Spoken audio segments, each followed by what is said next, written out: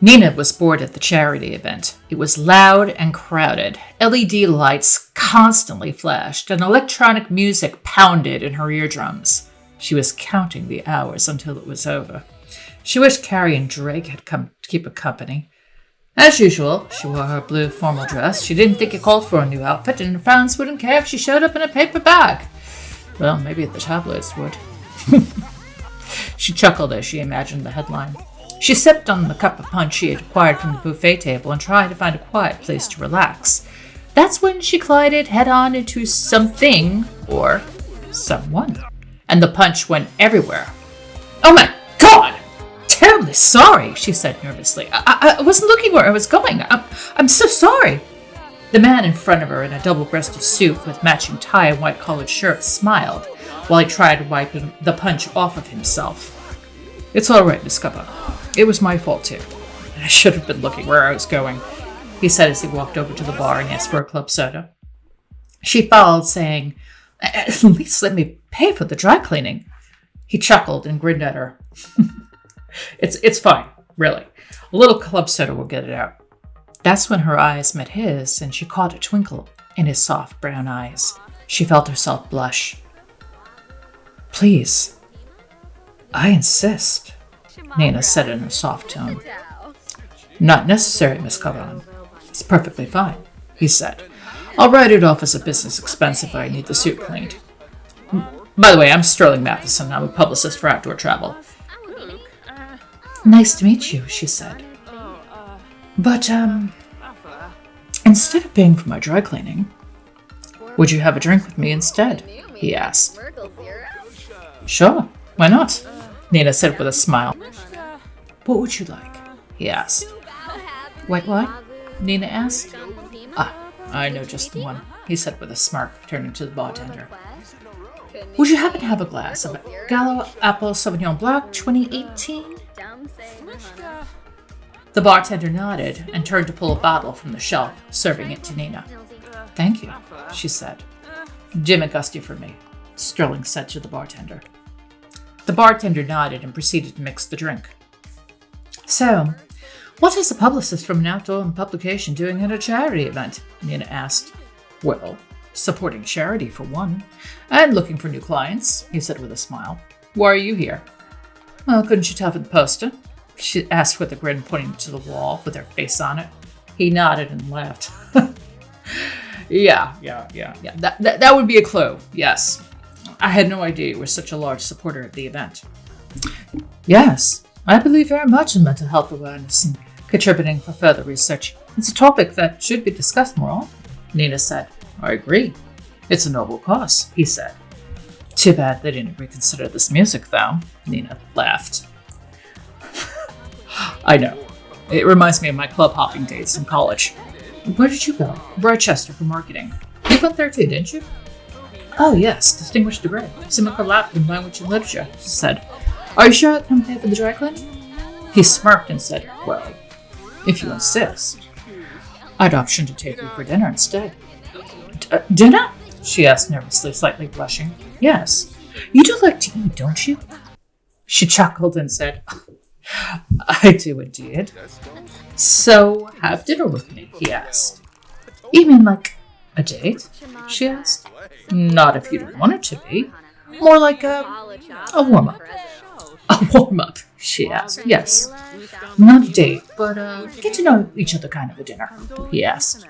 "Oh, well, it does sound nice."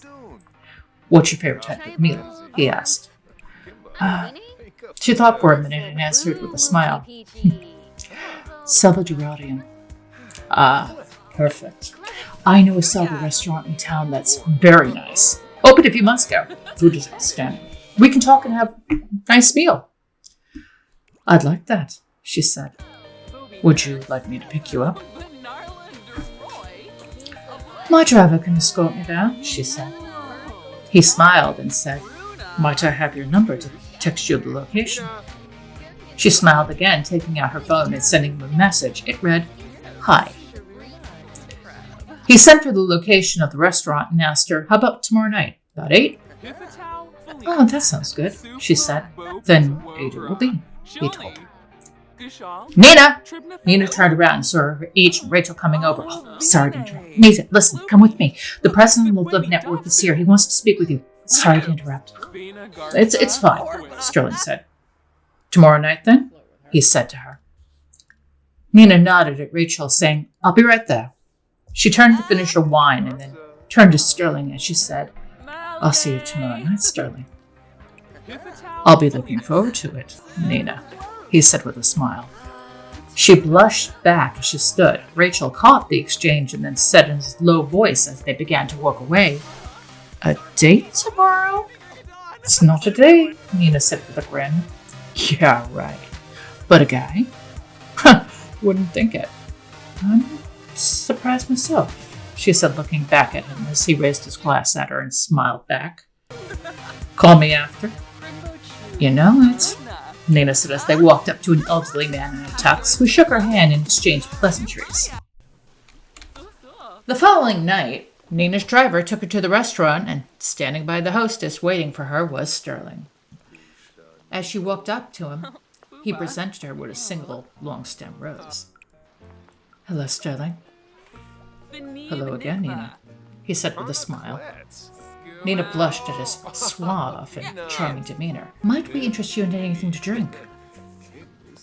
Why don't you pick? You seem to be the wine connoisseur, Nina said with a smile. Sterling looked through the wine list and said, 2 glasses of the 2019 Gala Red Nectar blend. Ah, right away, the hostess said. Your server will be along shortly. Nina smiled at him as he picked up the menu and handed her one. Huh, you know your wines. I do. I worked through college in a restaurant. Learned a great deal about nectar. I also know Gallo Nectars is one of the best out of Chestnut Ridge, he said with a smile. And as you know, Chestnut Ridge is the premier place in the world when it comes to some of the world's best wines. Also, I went on a wine tasting tour in Chestnut Ridge some time back. Gallo Ranch was the best for them. It was quite the experience. Nina nodded. My daughter loves that place. She wants to move there as soon as she graduates. She's hoping to get into an equine veterinary internship so she could work there. Interesting. She wants to be a horse vet, Sterling asked. As far as I can remember, she was all about horses. Loved anything with a horse on it. When she was 13 and had gotten on the honor roll with straight A's, her stepfather took her out to Chestnut Ridge for a week during spring break, she said with a smile. This is my daughter, Carrie. She's 18 now. 4th year at Foxbury. Extraordinary, Sterling claimed. Yes, I was very proud of her when she was fast-tracked. I was also very nervous about it, but she's a hard worker and good kid. She has a very nice boyfriend, and he's very supportive of her. She sounds like a fine young lady. Like her mother, Sterling said with a smile. Thank you. She is a great kid. She's come a long way. Can't believe she's almost all grown up now. Does she live with you or your ex? My ex. But she's very happy there. My ex and her husband are wonderful parents. They had a little girl together, and Carrie adores her little sister. They're about to have another child. That's wonderful, he said. We became very good friends because of co-parenting. I even babysit their daughter sometimes, Nina said.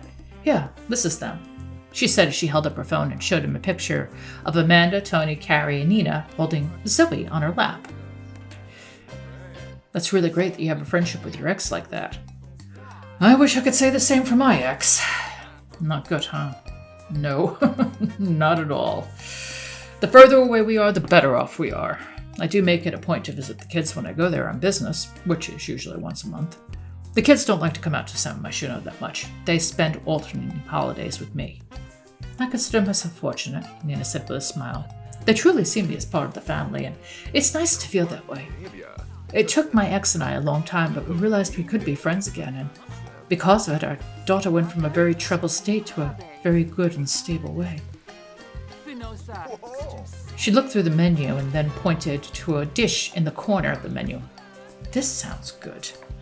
I've never had this before. It sounds amazing, and I've always wanted to try it. Feijoada? Oh, I've never had that either. I've always wanted to try it. I'll try that too. When the server arrived, they both ordered feijoada. When their meals arrived, Sterling raved about the complexity of flavors, while she said that it had an extraordinary blend of taste. They also paired it with a very nice wine and enjoyed flan for dessert. Nina loved it. She hadn't had a good flan in years. Nina had a wonderful time with him, and he equally enjoyed spending time with her too. While he walked her to her car after the dinner was over, her driver Sebastian waited for her, and he asked her, "Might I take you out again on Friday?" "I'd like that," she said with a smile. "This time, it will be a date," he said with a smile back. "Then, it's a date," she said in a soft voice. "Well, good night. I'll see you on Friday." "May I come to your residence to escort you?" he asked. "Yes, you may," she said. "I'll give Sebastian the night off."